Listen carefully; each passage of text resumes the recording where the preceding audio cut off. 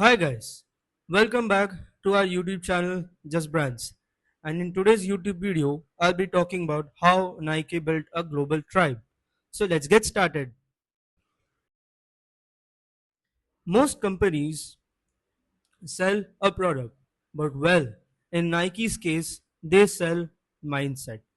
If you look at their ads, they rarely talk about rubber density or stitch counts, but rather their main focus is on ambition, resilience, and human potential. So, this strategy has turned a simple shoe company into a high equity brand that customers are willing to pay a premium just to be a part of the story. So, today on Just Brands, I'll be breaking down the Nike playbook from the waffle iron to digital revolution.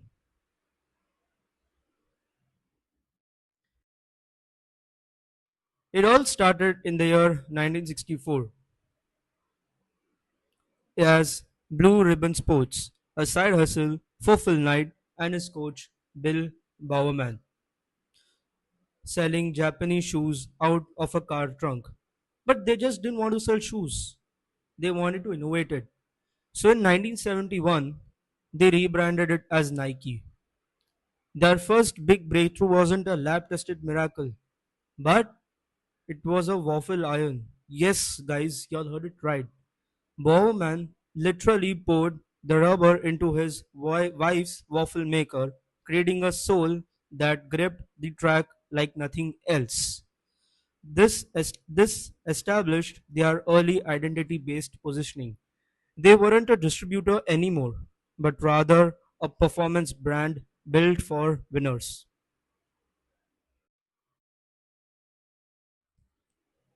So, as you all know, Nike's true genius lies in emotional branding. They adopted the hero archetype. In their world, their customer was the hero and villain was whatever is holding you back. That can either be laziness or obesity.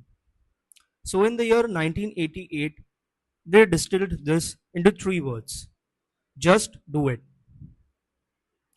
They then came the multiplier effect. By signing icons like Michael Jordan, Nike just didn't get an endorsement. They got a status halo. The athlete's greatness was psychologically transferred to the shoe. So if you wore Air Jordans, you weren't just playing basketball, you were flying.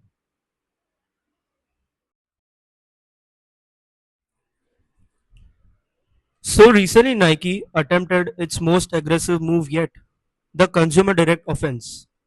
They decided to cut out the middlemen, terminating contracts with thousands of retailers and Amazon to sell the direct to consumer. They replaced the shelf spaces with digital ecosystems like the Nike Run Club. By using gamifications, batches, and global challenges, they turned a solo run into a shared community experience. This gave them something which the retailers never could. So now they know when you run, how you run, and when do you need those new shoes.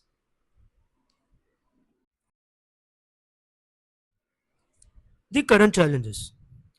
Being a hero brand is like a tight rope walk. After pulling out of all the retail stores, Nike has left a vacuum. Now, emerging brands like Hoka and On Running are taking on that shelf space. And Nike stocks has recently seen the worst plunge in 44 years.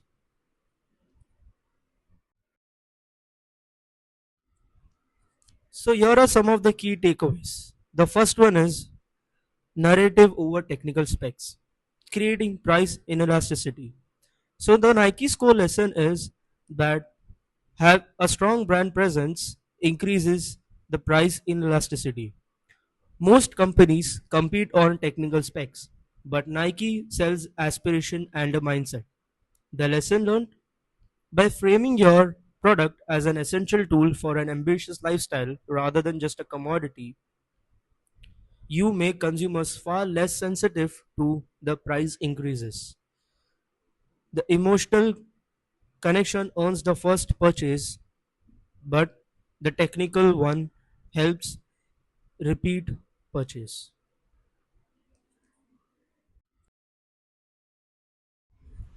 So, moving with our next key framework, that's the hero archetype, finding your heel. So, Nike doesn't just sell shoes, it embraces the hero or warrior archetype. So, according to this framework, every face, the hero, needs a heel, the enemy. The lesson: for a brand to stand out, you have to identify what are you railing against, whether is it obesity or social injustice. Hero brands succeed by focusing on a just cause or a single man's perspective.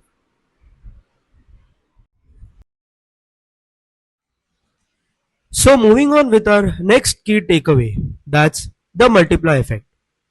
Nike pioneered the use of deep long term celebrity partnerships rather than a simple one off endorsements. This creates a status halo. The lesson: when you align with an icon like Michael Jordan or Serena Williams, you aren't just getting a reach, you are facilitating the transfer of value. That leads credibility, status, and success are psychologically transferred directly to the brand. This creates a point of differentiation that is impossible for the rival to replicate.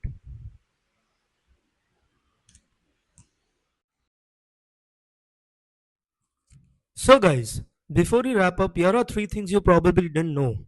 The first fun fact: the ultimate shoe dog CEO. Nike's current CEO, Elliot Hill, is a literal definition of climbing the ladder. He didn't come from a different industry or a rival firm. He started his career at Nike in the year 1988 as an apparel sales intern.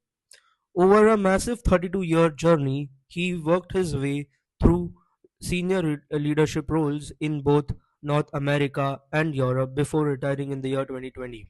He was recently called back as the CEO, proving that the hero's journey isn't just for their ads, it's the actual career path at Nike World Headquarters.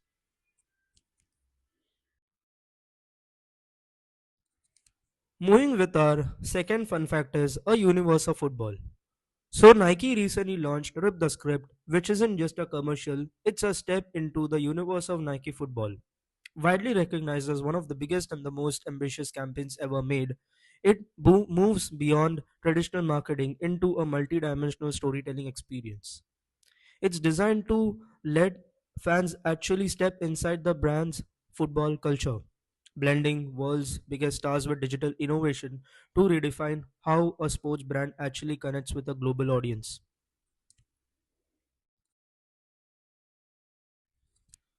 So, fact number three is their newest Hyperboot uses air compressed massage technology to help athletes recover while they wear them.